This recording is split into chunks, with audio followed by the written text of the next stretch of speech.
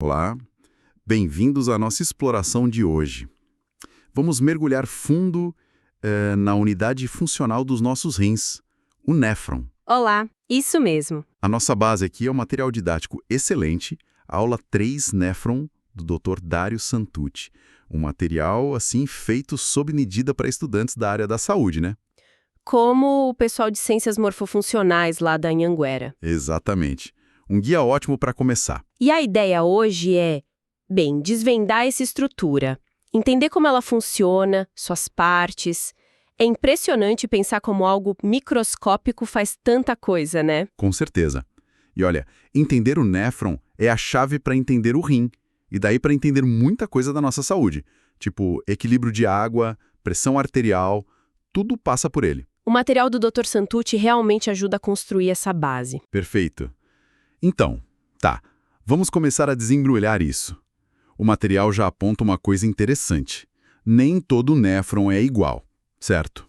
Tem tipos diferentes. Correto. A localização deles no rim faz toda a diferença na estrutura e na função. Basicamente, temos dois tipos principais. Primeiro, os néfrons corticais. Corticais. Pelo nome, ficam mais na superfície do rim, no córtex. Isso, perfeito. Os glomérulos deles, que são aqueles emaranhados de capilares onde o sangue é filtrado, ficam na parte mais externa, o córtex renal. E uma característica deles, que o material destaca bem, é que geralmente tem alças de Unlé curtas. Ah, alças curtas. Isso deve ter alguma consequência na função, imagino. Talvez eles não sejam tão bons em concentrar a urina. Exatamente essa a questão. Eles são super importantes para reabsorver e secretar coisas, ajudam a diluir a urina, mas assim, para fazer aquela urina bem concentrada, quando a gente precisa economizar água, aí o papel principal é do outro tipo. Que são os justamedulares, é isso que o material menciona. O que eles têm de diferente? São os néfrons justamedulares. Olha, eles são minoria, tipo só uns 10 a 15% do total, mas são fundamentais para concentrar a urina. Os glomérulos deles ficam mais fundos, sabe? Bem ali na divisa entre o córtex e a medula do rim. Entendi, mais perto da medula. Isso, e a grande sacada estrutural, como o Dr. Santucci enfatiza, são as alças de Henle longas deles. Elas mergulham fundo lá na medula interna. Ah, então o comprimento da alça que faz a mágica. Por ser mais longa, ela consegue interagir mais com aquele ambiente super concentrado da medula renal? Faz sentido. Precisamente. Essas alças longas são essenciais para criar e manter o gradiente de concentração na medula. É esse gradiente que permite ao rim puxar água de volta para o corpo, lá nos ductos coletores, sabe? E aí a urina fica concentrada. Sem esses néfrons justamedulares, nossa capacidade de lidar com a falta de água seria bem menor. Nossa, faz todo sentido. Uma conexão direta entre a anatomia micro e uma função tão essencial. Bom, agora vamos seguir o fluxo, né? O que acontece com o líquido depois que ele é filtrado. O material do Dr. Santucci detalha as partes do néfron numa sequência. Por onde começa? Tudo começa no glomérulo. Pensa num novelo bem denso de capilares sanguíneos bem fininhos. Ele vem da arteríola aferente, o vaso que traz o sangue pro néfron. Certo. Esse novelo fica dentro de uma cápsula, tipo uma tacinha, chamada cápsula glomerular, ou cápsula de Bowman. É bem ali, entre o sangue e o espaço da cápsula, que rola a primeira filtração do plasma. Ok. O sangue chega, é filtrado no glomérulo, o líquido que passa por essa barreira. Para onde ele vai? Como chama esse líquido? Esse líquido é o ultrafiltrado glomerular. E ele cai direto na primeira parte do túbulo do néfron, o túbulo contorcido proximal, o TCP. TCP? Isso. Ele é a continuação da cápsula. E olha, o TCP é um trabalhador incansável. Ele reabsorve a maior parte das coisas úteis que foram filtradas. Glicose, aminoácidos, muitos íons, bastante água. Devolve tudo para o sangue. E também secreta algumas coisas para o túbulo. Uau! Então, logo de cara, no TCP já tem uma recuperação enorme do que foi filtrado. E depois desse trabalho todo de reabsorção e secreção, o fluido vai para a alça de Henle, que a gente já viu que tem tamanhos diferentes. Qual o papel dela? Exato, a alça de Henle. É um tubo em forma de U. Tem um ramo que desce para a medula e outro que sobe de volta para o córtex. E como o material do Dr. Santucci mostra, as células e a espessura mudam ao longo da alça. Indicando funções diferentes. E justamente, o ramo que desce deixa a água sair fácil, mas segura os solutos. O ramo que sobe faz o contrário, bombeia sais para fora, mas segura a água.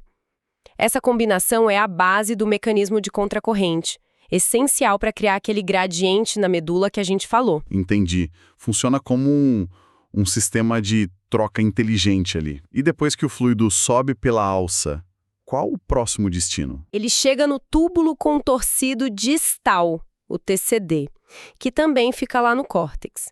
O TCD continua reabsorvendo íons, tipo sódio e cloreto, e também água, mas aqui a reabsorção de água já depende de hormônios. Começa a regulação hormonal aí. Isso.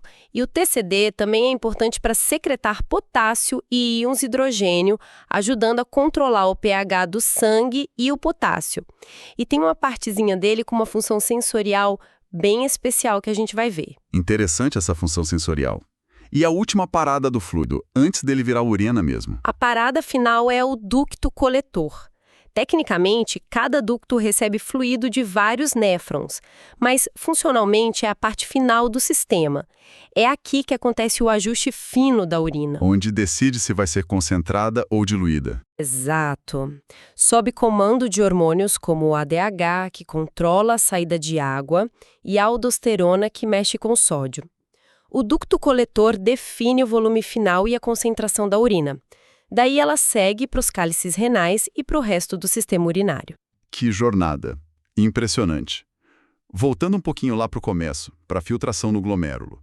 O material do Dr. Santucci frisa muito a seletividade dessa filtração, o que exatamente passa e o que fica retido. Essa seletividade é crucial, né? O ultrafiltrado que sai do glomérulo é basicamente plasma. Só que tem duas coisas muito importantes que ficam de fora. Células sanguíneas, hemácias, leucócitos, plaquetas, nada disso passa, e proteínas grandes, tipo albumina. Essas ficam quase todas retidas no sangue. E como o rim consegue fazer essa separação tão precisa? Qual o segredo dessa barreira? O material explica? Explica sim. A barreira de filtração tem 3 camadas. Primeiro, o endotélio dos capilares do glomérulo. Ele é cheio de janelinhas, fenestrado, que deixam o plasma passar, mas seguram as células. Ok, primeira camada segura as células. Depois vem a membrana basal glomerular. É uma camada sem células, tipo um filtro molecular, que já barra as proteínas maiores. E por último, envolvendo tudo, vem os podócitos. Os podócitos de novo. Eles mesmos. São células super especializadas, com os bracinhos, os pedicelos, que se encaixam uns nos outros, formando as fendas de filtração. São vãos bem estreitinhos. É a última barreira que segura a maior parte das proteínas que ainda poderiam passar. Nossa, que arquitetura complexa para só filtrar. Faz sentido agora porque é tão seletivo. E imagino que qualquer problema aí nessa barreira seja sério. Com certeza. Se alguma dessas camadas falha, proteínas ou até células podem escapar para a urina, é a proteinúria ou a hematúria, sinais clássicos de problema renal. Manter as proteínas no sangue é vital, né? Para pressão oncótica, transporte de substâncias. Entendido.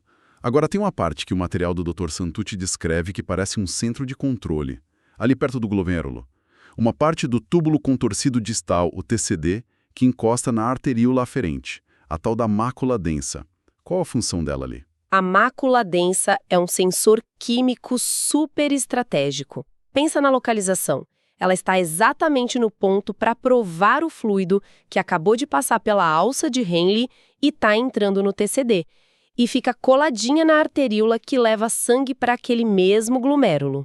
Então ela prova o fluido e sente o quê? A principal função dela é monitorar a concentração de cloreto de sódio, o NaCl, nesse fluido tubular. E se ela sentir que tem pouco sal ali, o que significa? O que ela faz? Pouco sal na mácula densa pode indicar, por exemplo, que a filtração no glomérulo está baixa, ou que o fluxo no túbulo está muito rápido e não deu tempo de reabsorver direito. Quando ela detecta pouco NaCl, ela manda sinais químicos. Sinais para quem? Para as células vizinhas? Exatamente.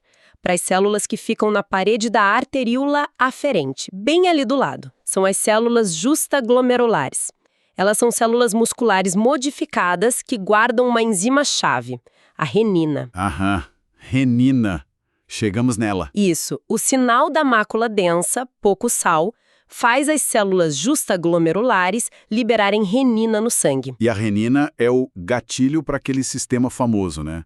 O sistema renina-angiotensina-aldosterona. Exatamente.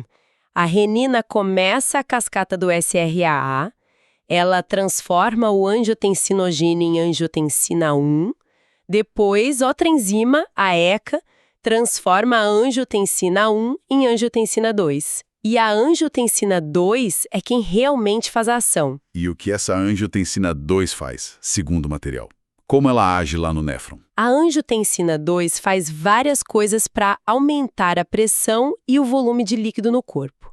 No néfron, o material do Dr. Santiti destaca que ela age direto para aumentar a reabsorção de sódio e água, principalmente lá no túbulo proximal, TCP. Entendi. E tem mais.